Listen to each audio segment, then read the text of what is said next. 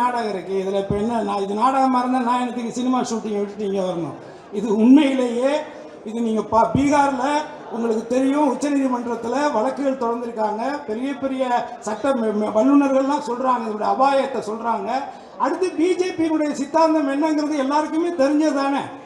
அவங்க ஒரே இந்தியா, ஒரே ரேஷன் கார்டு, ஒரே ஆதார்னு அடிச்சுக்கிட்டாங்க. இன்னைக்கு ஆதாரே அலோடு இல்லைங்கிறாங்க.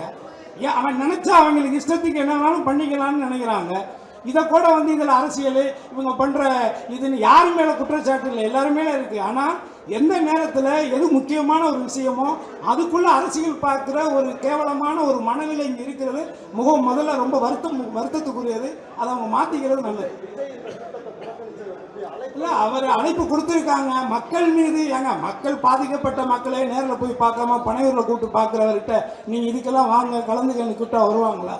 ஷூட்டிங் எல்லாம் இருந்தால் கூப்பிடுங்க வருவார்.